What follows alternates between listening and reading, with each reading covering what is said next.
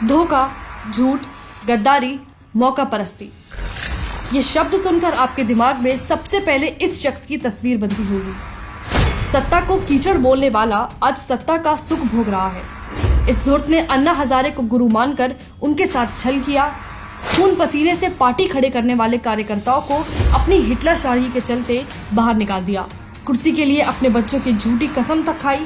और बच्चों की कसम है, ना बीजेपी से गठबंधन करेंगे ना कांग्रेस से गठबंधन करेंगे। इतना ही नहीं, ये सत्ता के लिए देश से गद्दारी करने से भी नहीं चुका। इसके ऐसे ही कुछ काले कारनामे आज हम आपको बताने जा रहे हैं। वंदे मातरम बोलने पर मारा लकवा। पीएम मोदी 74वें स्वतंत्रता दिवस पर लाल किले से देश को 7वीं बार संबोधित कर रहे थे। अपने भाषण को समाप्त करते हुए पीएम मोदी ने वंदे मातरम के नारे लगाए। पीएम मोदी का साथ देते हुए पूरा देश और वहां बैठे सभी वंदे मातरम का नारा लगा रहे थे। लेकिन नारे के नाम पर केजरीवाल के न हाथ उठे और न मुंह से वंदे मातरम की आवाज निकली। मोदी विरोध में चूर केजरीवाल देश की प्रतिष्ठा और गरिमा तक भूल गया और रोबोट की तरह बैठकर देश का अपमान करता रहा। सेना के शौर्य पर किया शक।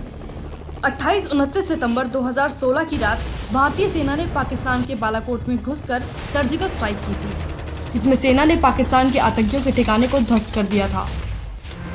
जहां पूरा देश पीएम मोदी के इस कदम और सेना के साहस से खुश था, वहीं सबसे ज्यादा दुख पाकिस्तान और देश के विपक्षियों को हो रहा था, जिसमें से एक महाशय ये भी शामिल थे जो बड़ी बेशर्मी के साथ सर्जिकल स्ट्राइक पर सबूत मांग सेना के शौर्य पर सवाल खड़ा कर रहा था।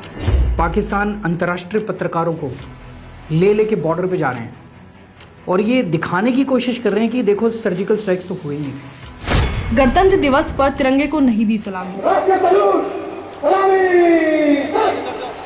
गणतंत्र दिवस पर ध्वजारोहण करने के बाद सीएम को राष्ट्रीय ध्वज तिरंगा को सलामी देनी होती है, लेकिन सत्ता के नशे में चूर केजरीवाल ने इतिहास में पहली बार तिरंगे को सलामी दिए बिना ही परेड ग्राउंड छोड़ दिया। जब उन्होंने फ्लैग होइस्ट किया, सलामी देनी होती है फ्लैग को, लेकिन वो सलामी देना ही भूल गए। इतना ही नहीं, नफरत की आग में केजरीवाल ने कमांडर से भी सलामी नहीं ली, जिस पर कमांडर ने भी कहा कि केजरीवाल को सलामी के लिए रुकना चाहिए था। रुकना चाहिए था, रुकना चाहिए था। यही नहीं, ये धूर्त केजरीवाल ध्वजारोहण करने के लिए सैंडल में गया था। आपियों ने भी दिया धोखा। केजरीवाल अकेला नहीं है जो देश के साथ गद्दारी करता रहा है। उसकी पार्टी के आपिये भी देश के खिलाफ खड़े होने से पीछे नहीं हटे हैं। जब सीएए के नाम पर दंगाइयों द्वारा लगाई बस में आग को दिल्ली पुलिस बुझा रही थी, तो मनीष सिसोदिया ने पुलिस पर आरोप लगाते हुए ट्वीट किया कि किस तरह पुलिस आग लगा रही है, जबकि इस वीडियो की सच्चाई और मनीष सिसोदिया की बात में जमीन आसमान का फर्क था। जब केजरीवाल को पुलिस का साथ देकर दंगों को रोकने का काम करना था, तब उसके चमचे दंगाइयों के साथ खड़े होने की बात कर रहे थे।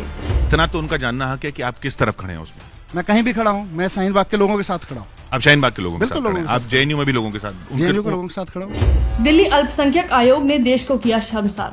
दिल्ली अल्पसंख्यक आयोग के अध्यक्ष जफरुल इस्लाम ने देश की साख को विश्व पटल पर झुकाने में कोई कसर नहीं छोड़ी। फर्जी ट्वीट का सहारा लेते हुए जफरुल इस्लाम ने लिखा कि मुस्लिम को साथ खड़ा होने के लिए धन्यवाद कुवैत। जिस दिन मुसलमानों ने अरब देशों से अपने जुल्म की शिकायत कर दी तो सैलाब आ जाएगा।